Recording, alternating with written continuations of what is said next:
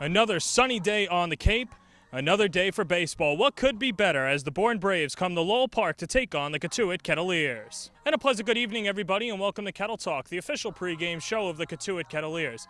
I'm John Perez. If you're the Kettle Kettleers, what more could you ask for? Behind 9 games from the final playoff spot, the Kettleers have 2 more games with the Bourne Braves and 2 more games with the Hyannis Harbor Hawks. They essentially control their own destiny. They had an opportunity to get within 7 games of both the Harbor Hawks and Bourne Braves the other evening in Wareham. Let's take a look at how that game played out.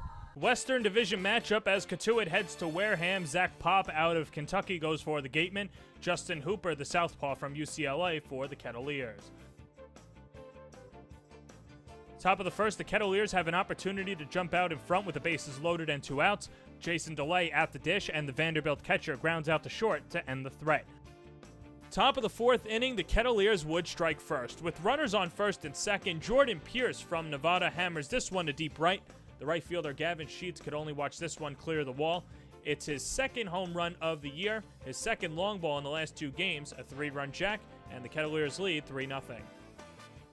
Top 5, DeLay at the plate. The last time he was in Wareham, he hit a home run, and guess what he did? That's right, another home run, his 2nd of the year, and Kettle extends the lead to 4-0. Bottom 5, it's a 4-1 game now. Runners on first and second, and Georgia Tech's Joey Bart laces this one into the right center field gap. Cole Freeman and Joey Bartosik score, and the Gatemen get within 1. It's 4-3. Later in that inning, with Connor Simmons on the mound now, he walks the first 2 batters and then serves up a 2 RBI single to Adrian Tollevine with the bases loaded, and the Gatemen jump back out in front, 5-4. Top 6, Kettle would punch right back. With runners on the corners and 2 outs, Tim Sosnara from Oregon laces a single to center. Quinn Brody, the Stanford Cardinal, scores, and we're tied at 5.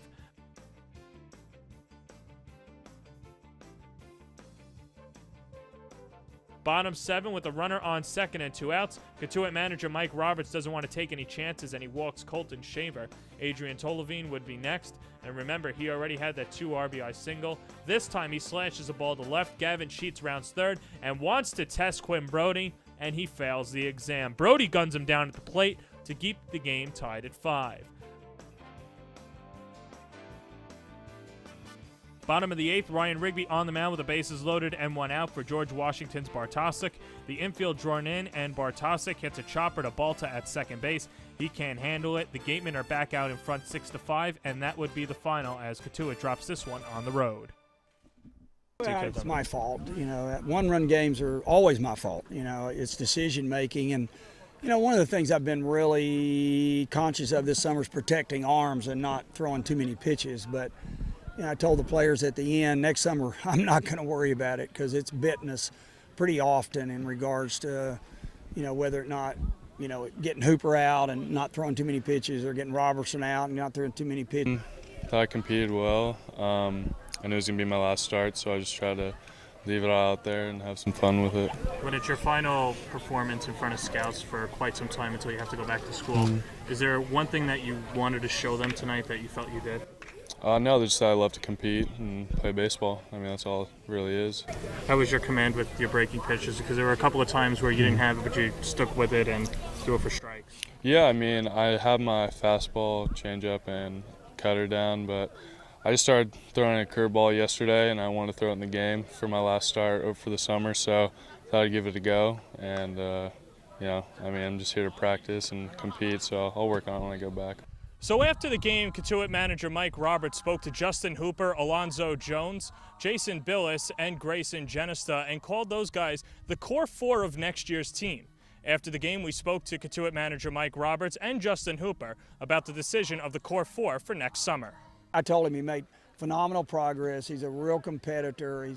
He's got that Randy Johnson go after it competitiveness for a young 19-year-old pitcher, and and you know, and I met with the 4 freshmen after the game and wanted to let them know that with Hooper leaving, I wanted them all. You know, we are hoping that the core of our club next year will be, you know, Billis, Jones, Hooper, and Genesta, and we hope that, you know, all 4 of them will be back. But I'm also realistic; all 4 of them could get a USA invite too. So. What is it about those 4 guys that you really like? Well, I think they're good people to begin with, and that's the most important factor. You want to bring back really good people that will be leaders and can help you get off to a good start, because you've got leadership and you're not reinventing the wheel every summer, and a lot of summers you have nobody back, and so it can be tough. Now, whether or not we'll have those back, I don't know, but we're hoping to, and I wanted to let them know that they'll be protected September 1, and hopefully, again, whether it's 1, 2, 3, or 4 of them, that they'll kind of be the start of the leadership on the club for 17. Just the competitive nature of like everybody just not thinking of it just a summer ball, but an opportunity to get better and get a chance to compete against the best college baseball players in the country. And next year we're going to come back with a mindset of wanting to play through August and trying to get a Cape Cod title, definitely. Let's take a look around the league from Sunday night. Hyannis and Bourne are both winners. The Harbor Hawks scored 2 in the 7th and 1 in the 8th to beat Chatham 3-0. Dylan Busby from Florida State 2 for 4 with 2 runs driven in. Cameron Este, the Baylor Bear and winner of the home run hitting contest a day earlier at Veterans Field, went 1 for 3 with an RBI.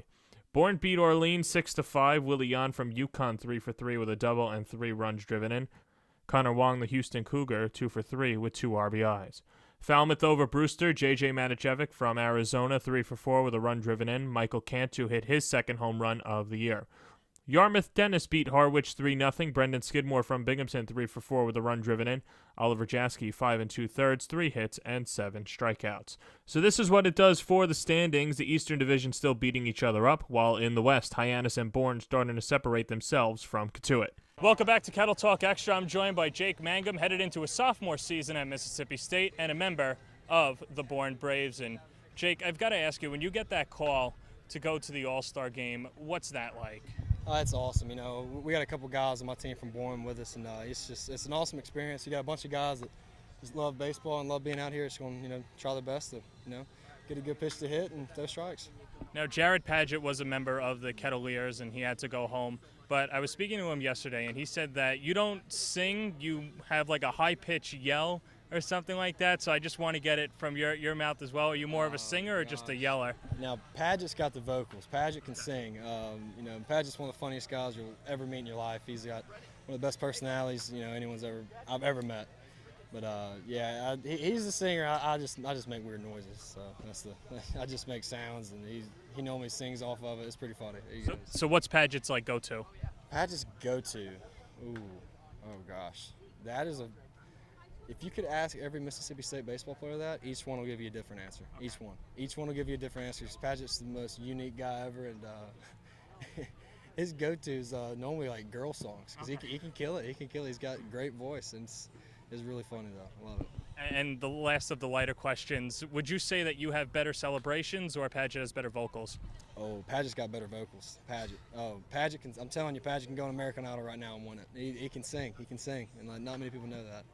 Now, you were the SEC Freshman of the Year, winner of the Ferris Award, which goes to the top Mississippi baseball player in the state, right, if I'm getting that right.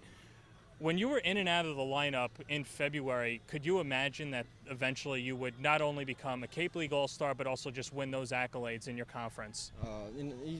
It's hard to imagine that. It's been a great year. It's been a lot of fun. Back in February, March, early in the year, you're still trying to figure out the guys, like what's everybody like, during the season, and that's the thing, like on our team, we had so many guys that stepped up and like made us better players.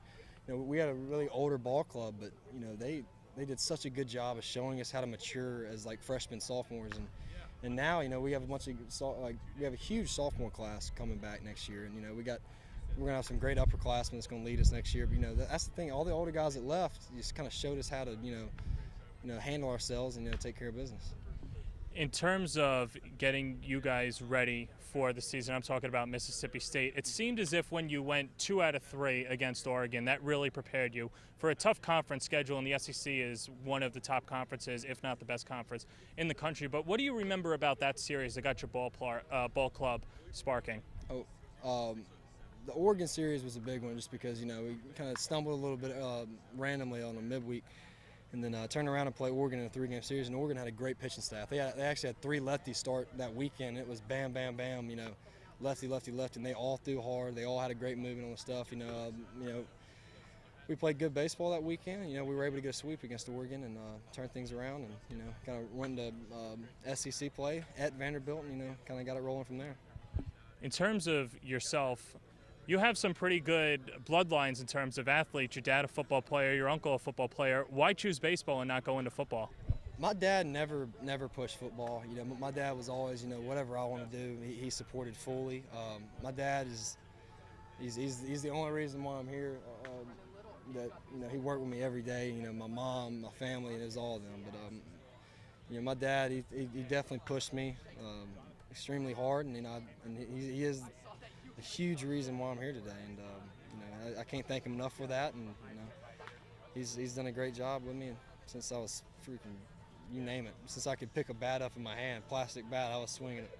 So he's a big reason why I'm here. Jake, this was a lot of fun. I appreciate it. That's Jake Mangum. He's headed to his sophomore year at Mississippi State.